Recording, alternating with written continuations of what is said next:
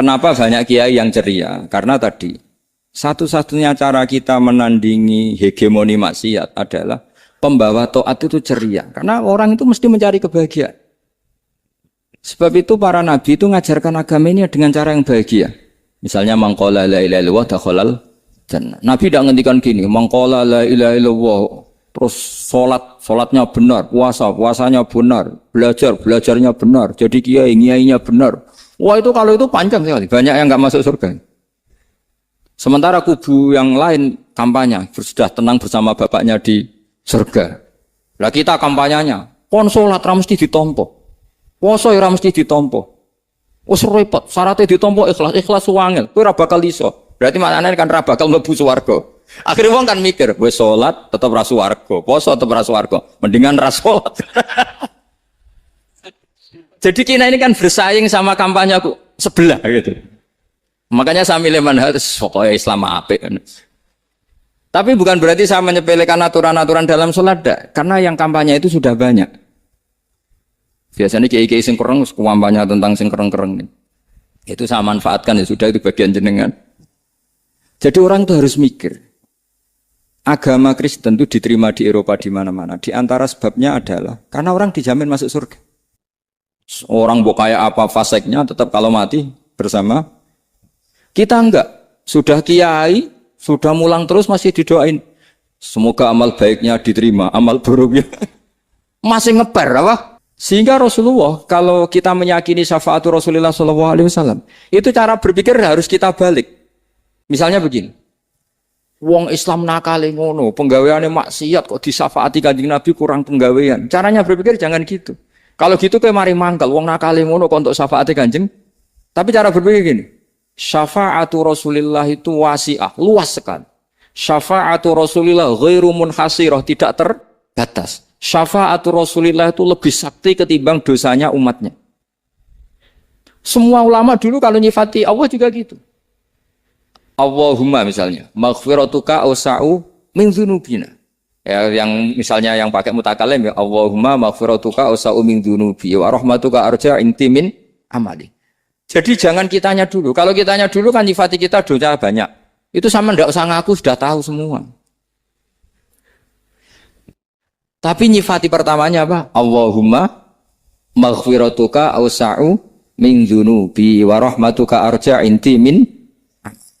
Sehingga dari nyifati maghfiratullah yang wasi'ah, yang tidak terbatas, kemudian kita sah mengatakan bahwa ahlul maksiat pun mungkin atau berhak dapat ampunan. Sama. Syafa'atu Rasulillah itu ghairu munhasirah.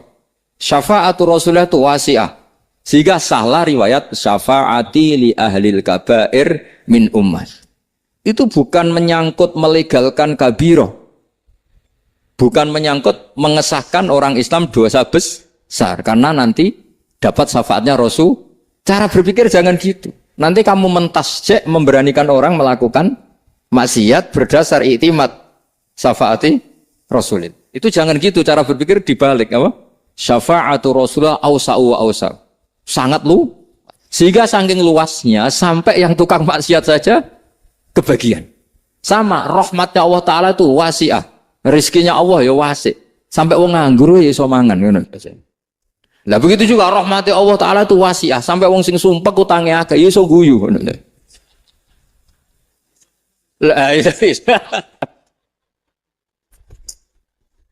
Tapi kalau dibalik, misalnya saya diprotes kiai, saya pernah juga diprotes. Gus umat kok mbok latih guyu, padahal mereka maksiate akeh, hutangnya akeh, gini-gini. Karena kamu menyifati orangnya. Kalau menyifati orang ini sampean guyu haram. Hutang jatuh tempo, sampean gak mikir dosa ndak? Dosa. Jadi kiai muridnya goblok kok kiai ini kurang tahajud itu ya dosa. Jadi kiai kok muridnya goblok tenang wae. Sementing untuk sowanan itu amatir ya gitu. Mestinya cara berpikir dibalik. Rahmatullah wasi'ah, rizquhu ya wasi', fadluhu wasi'. Sampai wong sumpek wae iso guyu. Sehingga kita ini sudah objek. Loh, kita ini tidak subjek. Di alam raya ini kita tidak subjek, tapi apa? Objek. Makanya saya berkali-kali mengatakan, mbok kayak apa sumpeknya kita, tetap wong iso guyu. Karena apa? Allah mensifati dirinya wa annahu wa adhaka wa abka. Allah itu adhaka, zat yang memberi orang iso guyu. Wa abka lan zat sing maringi wong iso nangis. Karena sifatnya Allah Ta'ala pasti nafidah, sifatnya Allah Ta'ala pasti terjadi. Dan kita objek. Makanya wong sumpah utangnya akeh, bojo ora percaya, tangga ora percaya, nak guyu banter-banter. Karena Allah itu adhaka, zat sing maringi guyu. Wa abka. Sudah presiden, sudah gubernur, sudah menteri. Nah Allah kepengen nangis, no yo nangis. Coba ngeluhnya apa kalau misalnya jenengan seorang mantan presiden atau mantan gubernur. Kadang anaknya calonan RT bo menang bunda ya. Ngeluhnya apa orang alim misalnya, alim alama, anaknya mau jadi jurumiyah raiso. Susah. Kaya raya anaknya jadi pasien, susah. Allah punya cara untuk abega, untuk bikin orang nangis. Nah karena kita ini objek, pasti sesupuk apapun orang yang bisa tertawa, ya bisa nangis. Makanya banyak ulama yang nggak terlalu serius mikir agama ini. Bukan karena dablek, enggak. Karena Allah mensifati dirinya Al-Hadi, yang memberi petunjuk. Kita nggak ditunggoni Kanjeng Nabi, nggak ditunggoni Wali Songo, nggak ditunggoni para Alawiyyin yang dulu. Nggak ditunggoni Habib-Habib yang kayak Said Abdul Al-Haddad. Tapi karena Allah itu Al-Hadi, yang memberi petunjuk. Dan sifatnya Allah Ta'ala la budda wa ayat takuna nafidah. Sifatnya Allah pasti nafidah. Amerika kayak apa liberalnya. Sekarang trennya juga banyak yang masuk Islam. Kampung-kampung pedalaman gak ada kiainya, cukup mudin. Kadang yang membawa agama itu orang yang ke situ mau nyari kayu. Orang yang di pedalaman Kalimantan, Sulawesi itu pertama itu nyari kayu. Tapi bawaan hidayat, lama-lama bikin masjid. Saya pernah di Korea, ke sana orang nyari uang. Niatnya juga nyari uang, tapi akhirnya tersiksa kalau enggak bikin masjid. Karena apa? Karena Allah itu Al-Hadi, zat yang memberi petunjuk. Maka kamu tidak usah khawatir. Agama ini pasti jalan ila yaumil qiyamah. Karena Allah Al-Hadi. Sama. Mbok kamu umat mbok weden-wedeni kowe iku amalan ora mesti ditampa. Nek ora ditampa mlebu neraka. Ngono mulai ngaji ya tenang ae. Tenang, santai. Bahkan kadang bilang gini, Pak Yai tadi gak bener. Masa ngecap orang lebu neraka? Kita yang masyarakatnya gak tahu pintunya. Pak kayaknya tahu pintunya. Karena orang itu punya cara. Loh ya betul. Orang Bedui itu kalau ngaji sama Nabi itu lebih unik timbang yang soleh, timbang yang pinter. Sehingga banyak ilmu itu ditemukan dari orang Bedui. Karena cara berpikir itu aneh. Kalau orang soleh, orang waras kan berpikirnya ada aneh, standar. Jadi orang Bedui itu aneh. Pernah suatu saat Rasulullah itu khutbah cerita kiamat. Wah dasarnya kiamat kayak apa? Semua orang diam nangis semua. Orang Bedui enggak, lebih cerdas. Ini Nabi itu cerita kiamat kalau ada tanggalnya ini gimana? Orang nangis semua karena dasarnya kiamat kayak gitu. Bumi dihancurkan wus. Kan terus sudah nangis dewi-dewi. Ya ono sing nangis pabrik banyune macam-macam ya. Ini kalau kiamat gimana? Ini perjalanan air kemasan saya kan orang mikir. Mikir dewe-dewe gitu. Tapi ini enggak. Orang Bedui cara berpikir tuh enggak. Malah, ya Rasulullah, mata sa'ah. Engkau itu cerita kiamat tapi enggak jelas tanggalnya. Kalau cerita kiamat ya harus jelas dong kapannya. Jadi unik. Jadi cara berpikir, sahabat kaget semua loh. Kaget. Karena enggak kepikiran. Nabi A'radu anhu, A'radu itu mengabaikan. Banyak sahabat yang menganalisis lam yasma kan. Nabi memang enggak dengar sehingga mengabaikan. Ada yang analisis lagi sami'a wa kariha. Sebenarnya Nabi dengar cuma enggak berkenan karena tengah-tengahnya khutbah kok tanya. Tapi si Arabi ini cerdas. Masuk akal kan? Misalnya mau pilihan presiden, orang mesti tanya kapan kan gitu. Ya kan? Mau ganti presiden atau ganti bupati, takarannya orang kan kapan? Kayak Mas Akom jadi wali ndak? Pertanyaannya kan kapan? Kalau jatuhnya kan sudah ya. Sehingga tanya, mata sa'ah ya Rasulullah. Lama-lama Nabi diangen-angen. Bener juga orang ini. Saya cerita kiamat kok gak jelas kapannya. Ini Nabi menjawab. Tapi karena Nabi orang-orang yang sangat pinter, tanya balik. Ma'adat talah. Lalu kalau kamu berani tanya kiamat kapan, saya tanya balik. Ya persiapan kamu apa? Jawabnya santai saja. Fawwah ma'atatulah kabira sholatin wala siyamin walakinni uhibbuka ya Rasulullah. Saya enggak menyediakan apa-apa, salat saya biasa aja, maksudnya standar. Ya kira-kira 5 waktu pas. Ya jenis saya lah kira-kira. Wala kabira siyamin dan saya puasa ya standar saja pas. Walakin uhibbuka ya Rasulullah. Tetapi saya mencintai engkau ya Rasulullah. Jawabannya Nabi apa? Almar'u ma'aman ahabba. Sebagian riwayat anta ma'aman ahbabta. Jadi hadis itu populer tuh barokahnya wong desa. Andai kan dia punya etika, maka sowan dulu tanya 4 mata. Itu jadi hadis ahadi. Tapi barokahnya dia selonong di depan umum. Zaman Nabi khutbah itu jadi hadis mutawatir. Jadi kadang barang baik itu barokahnya orang yang enggak baik. Maksudnya su'ul adab. Tanya gitu kan su'ul. Tapi itu barokah. Akhirnya hadis itu mutawatir. Karena didengar ribuan sahabat yang mendengarkan khutbahnya Rasulullah. Tapi kalau hadis itu satu-satu kan. Khossoni bidzalika Rasulullah. Khossoni bidzalika Rasulullah. Itu nanti jadi hadis ahadi. Yang kualitasnya jauh di bawah hadis mutawatir. Jadi barokahnya orang su'ul adab itu ya ada. Karena Allah yang mendesain ini.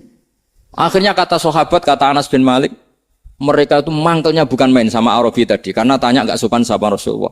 Tapi setelah Nabi jawab almar'u ma'aman habba fama farihu bisyai'in farahahum bidzalika badal. Mereka tidak pernah senang dengan hadisnya Nabi sesenang riwayat almar'u ma'aman habba. Barokahnya Arabi. Bedui. Makanya saya sebagai kiai ini bedui saya tak pertahankan ila yaumil qiyamah ya. Karena umat ini pernah terbarokahi oleh orang apa? Bedui. Subal barokai suladab tadi. Jadi mohon ini supaya majelis ini kan majlisul iltorti Rasulullah coba terlatihlah mengatakan Allah itu subjek, Allah itu al-fa'ilul mukhtar, Allah itu al-fa'ilul mukhtar, Allah itu yang menentukan alam ini. Dan Allah mensifati dirinya wa annahu huwa adhaka wa abka. Allah itu zat yang memberi orang itu bisa tertawa. Dan Allah juga yang memberikan orang itu bisa menangis. Mbok kayak apa kamu neror umat? Wah, amal enggak mesti diterima gini-gini. Ternyata ning majelis nangis ya. Mulai guyu. Kadang guyu-guyune ngenyak tenane. Daripada apa ya agak-agak merodok orang yang dohirnya beda dengan batinnya. Enggak perlu distatuskan seperti itu. Ya sudah biasa saja. Jadi nah, fi muqaddimihim imam besar dalam manhaj ini namanya Abul Hasan apa? Asyadzili. Abul Hasan Asyadzili itu kalau ada orang tanya gini, Beb saya ini susah, sholat saya tidak mesti diterima Allah gini-gini, marah. Enggak usah. Kafa bika jazaan an radiyaka laka ahlan. Sudah kamu ditakdir pernah sujud itu sudah keren. Saya itu andaikan dapat kabar dari malaikat, bahak sholat kamu tidak diterima, saya tidak susah. Bukan karena sombong. Pernah ditakdir sholat sujud ning Allah itu keren. Kayak apa malunya kita ketemu Allah kemudian kita di bumi tidak pernah sujud. Makanya cara Abul Hasan Asyadzili kowe ora usah mikir salat ditampa utara ora usah mbok mikir. Kowe ditakdir tahu sujud itu hebat. Kafa bika jazaan an radiyaka laka ahla. Cukup kamu mendapat balasan dari Allah kamu pernah ditakdir sujud. Gak perlu ngaji alim alamas, gowo sawi ngalor kidul jalalain keren. Paling gak malaikat pernah melihat kamu, wah gowo tak kitab kuwedi. Gak penting paham kamu karena isra bakat paham Mas. Jadi Abul Hasan Asyadzili adalah orang yang dan itu Al-Hasani ya, dan itu Al-Hasani. Makanya macam-macam kita yang Al-Husaini sudah kita punya Faqih Muqaddam, punya banyak. Di Al-Hasani yang paling populer di antaranya adalah Abul Hasan Asyadzili. Beliau tuh kalau ngendikan sesuatu itu positif terus. Termasuk itu, ketika ada orang resah, sholat saya diterima ndak? Kata beliau, wes kowe sing support nak, ditakdir tahu sujud. Saya itu sebetulnya kadang-kadang miris, wes sholatku tompo ta ora, tapi saya sangat sadili, sangat sadili. Saya nggak pernah berdoa ya Allah, ibadah kami jenengan terima ndak? Karena takut kalau doa gitu keterusan itu terus ditompo ora, ya. Akhirnya keterusan gitu, akhirnya ngenes. Masa orang pernah sujud ngenes? Lama-lama gini setan masuk. Apa artinya saya sujud ternyata gak diterima? Lu wong kawula kok iskal tentang pernah sujud. Itu kan ibarat gini, kamu ngasih uang sama orang tua kamu, misalnya Habib Soleh ngasih uang Habib Ali, terus apa artinya tak kasih, kemudian beliau tidak terima kasih, itu kan lucu. Terima kasih tidak terima kasih seorang anak ngasih orang tua itu keren. Makanya saya bangga dengan Habib Soleh ketika beliau mengumrohkan Habib Ali, sudah mendaftarkan haji Habib Ali. Gak usah mikir diterima apa enggak. Wes keren, itu sudah perilaku yang keren, yang hebat. Makanya saya sering ada orang mau cerai tanya saya, Gus saya ini cerai gak, istri saya kurang ajar gini. Gak usah. Lha bojo kula judes. Wong di bojo iku wis keren, paling gak kowe ra darani jomblo.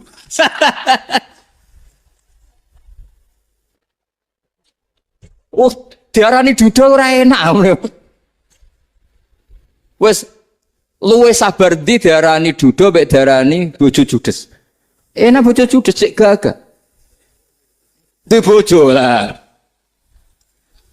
Oh, provokator itu. Jadi kafabiga jazaan an rodiya kala ka'alam. Sudah ditegur pernah sujud itu sudah keren. Dulu ulama ala hadan nampak. Ulama dulu cara berpikir seperti itu. Makanya ulama dulu kalau nafsiri wasjud waktarik sudah pernah sujud. Di Quran enggak pernah. Ada ayat wasjud san sujudo siro ingkana kada wa kada ingkunta mutayakinan bikobuli sujudi. Kan ada sujud ya sujud saja. Tidak usah mikir makbul apa tidak makbul. Sudah kalau sujud pasti waktarik. Terus saya sebenarnya ya sebagai orang ya kadang wedi. Salatku ditompo ta ora. Tapi kalau keterusan nanti ada was-was yang mengatakan opo artine sholat. Lu tuh kan ngeri seorang hamba sing uripe ning bumine Allah kemudian menyoal pernah sholat hanya karena takut gak diterima. Itu kan geblek banget. Saya jenis kiai yang di partai itu. Saya ada tahu kalau kening dikom. Setiap umat masa kamu gak ada keren plus. Jadi, nah nanti kalau misalnya ada manhajnya Habib Soleh yang tidak seperti itu tidak apa-apa. Mungkin supaya orang nggak takabur, nggak fakhr. Sehingga makanya mulai dulu lama itu ya partainya kalau nggak rojak ya hauf. Nah saya ini yang jelas terang-terangan ikut partai rojak saja, Pak. Partai rojak. Karena banyak yang sudah di partai hauf. Tapi saya rojak yang bil ilmi tadi. Makanya Sayyidina Umar radhiyallahu anhu itu yang namanya sama sujud. Saya itu punya kitab. Habib Soleh pernah tak tunjukin tulisan tangan saya. Muji-muji sujud. Sayyidina Umar ketika ditusuk seorang gila itu Majusi. Abu Lu'lu' terkenalnya itu. Itu Hulamul Mughirah terkenalnya. Ditusuk, dia sahabat, beliau sahabat, wali. Jadi nusuk Umar itu kayak apa? Nusuk Mas Akom aja dosa besar apalagi nusuk Umar. Itu ketika ditusuk, dia itu ya punya dendam, namanya manusia itu punya dendam. Artinya namanya orang kan mangkel sama yang nusuk. Kalau orang mangkel itu inginnya kan yang nusuk itu masuk neraka. Tapi apa kata Umar? Ngendikan gini, tanya pertama. Yang nusuk saya siapa? Orang Majusi. Orang Majusi, Hulamul Mughirah. Alhamdulillah, alladzi lam yaj'al maniyati biyadi rajulin lam yasjud laka sajdatan yuhaju biha indaka yaumal qiyamah. Saya itu senang Gusti, yang nusuk saya orang yang nggak pernah sujud sama jenengan. Jika kalau saya dendam supaya dia masuk neraka, saya nggak takut orang itu nuntut sama saya. Tapi kalau dia pernah sujud, pernah sholat, kemudian dia masuk neraka karena nusuk saya, kemudian dia berargumentasi, saya pernah sujud ya Allah, kenapa engkau masukkan neraka? Saya tidak berani jawab ya Allah. Saking hormatnya sama yang namanya sujud. Jadi kamane dendamnya kesampaian cara Jawa ya. Dendam dengan tanda kutip ya, tidak makna semestinya. Jadi mangkel mbek sing nusuk, nak mlebu neraka pantes wong ora tau sujud wae Gusti gitu.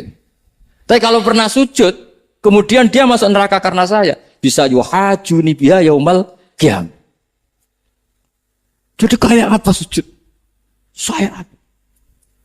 Nabi itu kalau muji sujud sampai ngitkan wa hatta takuna sajdatul wahidatu khairan minad dunya wa ma fiha. Nanti kalau kamu di akhirat ketemu Allah, kenangan terbaik kita apa? Di dunia pernah sujud. Keren aku. Cara ning pondok wis tau bayar seharian lho. Cara sowan kiai tau ngamplopi Mas. Wis go jajan nih. Nah tapi kadang syaitan itu masuk tadi. Apa artinya sujud gak mesti ditompo, apa artinya sowan Habib ngaturi ra mesti ditompo, ngaturi kiai. Akhirnya ada ketakutan. Nah kalau ketakutan ini berlebihan lama-lama, ma faidatus sujud. Wah itu sudah buruk sekali wong hamba kok tanya ma faidatus sujud. Nah ini di pentingnya mazhab-mazhab saat ini. Jadi saya ngaji agak-agak uraan wa amdan. Kalau ini watak sudah bukan. Jadi uraan itu ada dua. Ada yang amdan bismil ilm. Ilmunya banyak terus milih manhaj. Insya Allah saya partai itu. Ada yang uraan bakat Mas. Ada ya? Ada apa banyak? Nah sebetulnya khauf juga gitu Bim. Ada khauf itu karena ilm. Ada Habib alim alama atau kiai alim alama, dia tahu masyarakat kalau ngikuti Gus Bak nanti jadi fakir, kurang tawaduk, terus dia milih partai khauf. Lah yang buruk itu ada kiai yang milih khauf pancen dari awal sati cilik. Jenisnya wis sati. Jadi sebenarnya dia tidak cukup ilmunya nerangkan khauf, cuma jenisnya wis sati cilik. Wong ning omah lawang dikunci ono gludak-gludak, ono hantu putih. Jadi ya sama, yang bawa rojak bisa bawaan dablek, yang bawa khauf bisa saja bawaan ati cilik. Nah kita ingin yang bawa rojak ya bismil ilm, yang bawa khauf juga bismil ilm. Ya ono teh Mas wong sing ati gede, pegawene dua blek, tapi enggak bawaan rojak, memang bawaan dablek. Ada yang ati cilik tapi bawaan khauf. Jadi mengatakan khauf tapi sebetulnya bawaan ati cilik. Nah kita inginnya ndak. Kalau rojak ya bismillah kayak Abdul Hasan Asyadili, kalau yang kampanye khauf kayak Sayyid Abdul Haddad bawaan apa? Ilm. Sehingga kita ini kul inni ala bayyinatin mir rabbi, semua itu berdasar ilmu sing jelas welo-welo. Makanya semua nabi memaklumatkan apa? Kul inni ala bayyinatin mir rabbi. Jadi semua ilmu syaratnya apa? Bayyinah. Bayyinah itu kebenaran ilmiah sing jelas welo-welo. Makanya itu yang disebut Allah Subhanahu wa taala mensifati kekasihnya yaitu Nabi Muhammad sallallahu alaihi wasallam, lam yakunil ladzina kafaru min ahlil kitabi wal musyrikina munfakkina hatta ta'tiyahumul bayyinah rasulun minallah yatslu suhufam mutahharah. Niku Kanjeng Nabi saking cerdase, meneh tek wong Islam, wong musyrik, wong kafir, ngerti logika yang dibangun Nabi saja kuat infikak dari kemusyrikannya. Makanya disebut munfakin. Orang-orang musyrik, orang-orang kafir tidak munfakin, tidak tercerabut dari akar akidahnya hatta ta'tiyahumul bayyinah. Itu siapa? Rasulun minallah yatslu suhufam mutahharah. Masyhur itu debatnya Nabi dengan orang-orang musyrik. Mereka bilang, ya Muhammad, kita ini urusannya banyak, kasusnya banyak. Lalu Anda mengajarkan ke Tuhan satu. Masa urusan banyak cukup Tuhan satu? Itu enggak fair Muhammad. Aja'alal alihata ilaha wahida inna hadza la syai'un ujab. Urusan kita banyak, masyakil kita banyak, muskilah kita banyak. Kalau Tuhannya satu enggak cukup Muhammad. Nabi dengan santainya memberi penjelasan. Ya sudah gini saja. Kalau kamu jadi budak atau pembantu, majikan kamu banyak. Semuanya merintahkan kamu, semuanya bikin aturan untuk kamu. Kamu suka enggak? Ya enggak suka Muhammad. Kalau majikan kita banyak, repot. Ya sudah, Tuhan kamu itu majikan kamu. Kalau banyak perintahnya beda-beda, kamu pusing. Ya udah Mat, Tuhannya satu aja Mat. Karena Nabi bayyinah, orang itu bisa dibalik-balik pikirannya.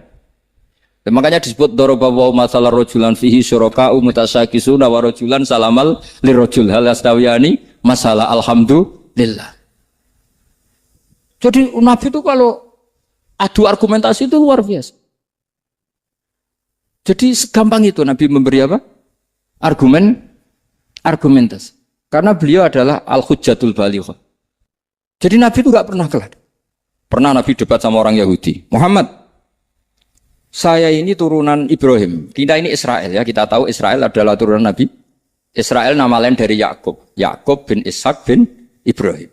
Padahal Yakub ini punya anak namanya Yahuda. Makanya Yahuda bin Yakub bin Ishak bin. Kita ini yang mirip Ibrahim. Bukan kamu. Tapi orang Yahudi itu enggak apal nasabnya. Sehingga mereka bilang, kita ini saking baiknya. Ibrahim saja pengikut kita. Terus digojlok oleh Nabi. Ibrahim itu buyute Yahuda. Makanya digojlok ha antum ha ulai hajatum fi malakum bi ilm falimatu hajuna fi ma laysa lakum bi ilm. Kita adu debat itu sudah ilmiah. Kenapa kamu menjadi tidak ilmiah? Kenapa Muhammad? Terus Allah menurunkan wa ma unzilatit Taurat wal Injilu illa min ba'di afala ta'qilun. Artinya gini, kalau Ibrahim dikatakan Ibrahim Yahudiyah, itu sama dengan saya berkali-kali podo karo sampean misalnya ngendikan Bazubair itu pengagumnya Gus Roji misalnya. Padahal Gus Roji bin Ubab bin Maimun bin Zubair. Misalnya Gus Roji bin Kiai Haji Ubab bin Kiai Haji Maimun bin Kiai Haji Zubair.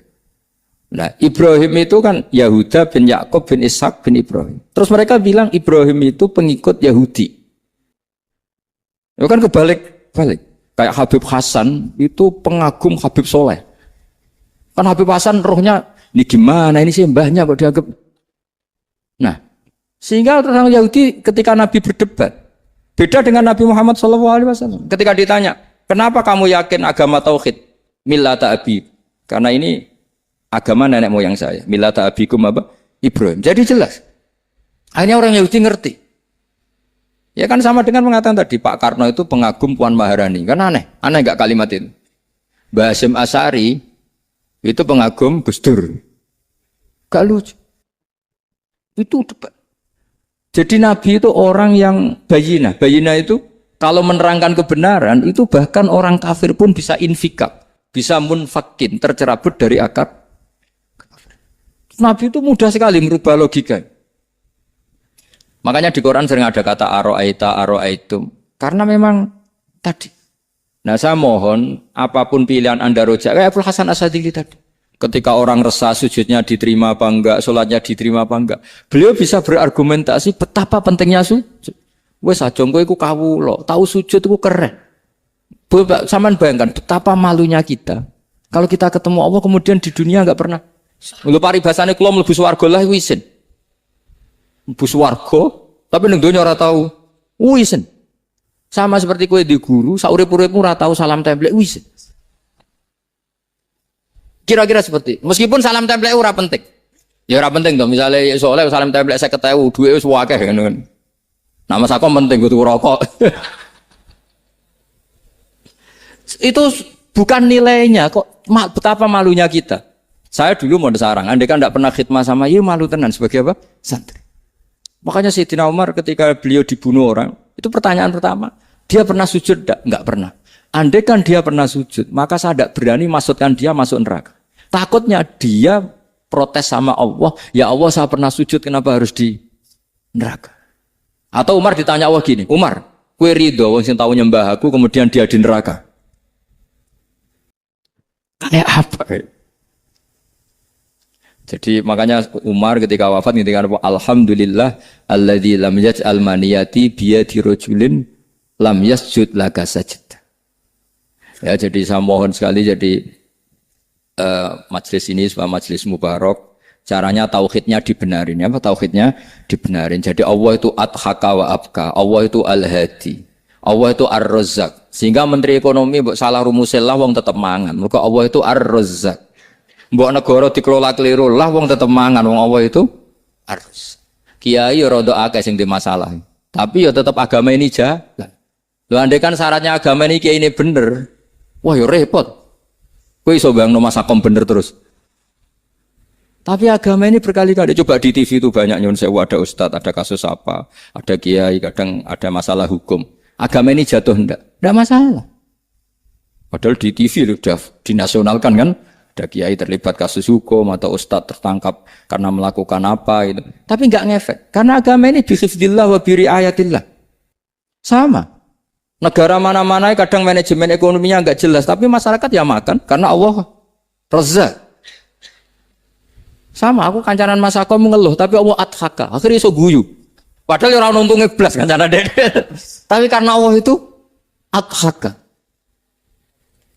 Nah kita dengan istri yang kita cintai dengan keluarga kadang yang nangis. Karena Allah itu zat yang bisa memberi abka. Wa annahu wa adhaka wa abka. Terus wa annahu wa amata wa ahya. Kita tidak ingin mati. Wa ya mati saja karena kita objek. Nah, hidayah itu seperti itu. Allah al-hadi. Apa? Allah itu kayak apa Korea, negara ateis. Enggak kebayang di sana ada ngaji Aqidatul Awam Mabadi' Fikih. Sekarang banyak. Saya tuh kalau beli Aqidatul Awam kerdusan, tak kirimkan ke Korea. Sebelum saya ke Korea, karena sebagian santri saya di Jogja. Di sana ada ngaji Aqidatul Awam, ngaji Takrib. Bahkan saya di sana dilakokno sakduna fid dunya. Kayak apa Allah kalau ingin bikin hidayah? Karena Allah itu al-hadi. Wong Indonesia digerakno seneng duit. Bareng wis seneng duit mau apa? Korea. Setelah di Korea tersiksa karena enggak ada tempat sujud. Akhirnya urunan. Segampang itu kalau Allah menghendaki. Itu enggak dibenem MUI, enggak dibenem. Karena Allah al-hadi. Jadi saya mohon sekali tauhid ini dibenerin dulu. Allah tetap al-fa'ilul mukhtar, apa? Al-fa'ilul mukhtar. Sehingga Allah mensifati dirinya adhaka. Mbok kamu bendung kayak apa, orang ngaji saya tetap guyu. Sekarang iso mbuli saya, oh Gus Bab ngaji sejak guyu. Allah yang memberikan guyu kamu itu. Andai kan sesuai status kamu, kowe ora ngarep guyu. Utang akeh, jatuh tempo, bojo ora percaya. Gede-gede ya, kayak paham. Ya jadi ini tak izzatkan Jenengan saya ini tadi bawa kitab Fathur Rahman di Thalibi Ayatul Quran, mau tak kasihkan hadiah ke saya itu Marhafid sebagai penyempurna karena beliau sudah Al-Husaini. Semoga ini dapat barokahnya Al-Hasani. Ini dikarang oleh zurianya Abdus Salam bin Masis. Abdus Salam bin Masis adalah guru dari Abul Hasan apa? Asyadili. Jadi kita tahu Sahibul Hikam Ibnu Athaillah As-Sakandari muridnya Abul Abbas Al-Mursi. Beliau muridnya Abul Hasan Asyadili. Beliau muridnya Abdus Salam bin Masis. Yaitu Alami Zada ini min dzurriyyati Abdus Salam bin Masis. Jadi ini Al-Hasan. Jadi ini sudah klub karena mulai dulu ya tradisinya gitu. Banyak sabaib ngaji barojak, bafadol. Nanti yang bafadol barojak yang ngaji Habib lagi. Seperti sanadnya Soleh di Sarang. Ya Soleh ngaji Bahmun. Tapi Bahmun ngaji Sayyid Alawi, Sadat ya. Ngaji Sayyid Zaini Dahlan. Nanti setelah Sayyid Zaini Dahlan ngaji Ajam lagi Usman Adim Yati. Jadi ya biasa mulai dulu silsilah ya seperti itu. Jadi seperti dulu Ibnu Abbas termasuk Qorobatu Rasulillah. Jadi dulu Qorobatu Rasulillah itu Bani Hasyim sama Bani Muttalib. Tapi kalau sekarang ya tentu para sadat, para habaib. Dulu biasa Ibnu Abbas ngaji ke Zaid bin Sabit. Itu Ibnu Abbas yang mencium tangannya Zaid bin Sabit.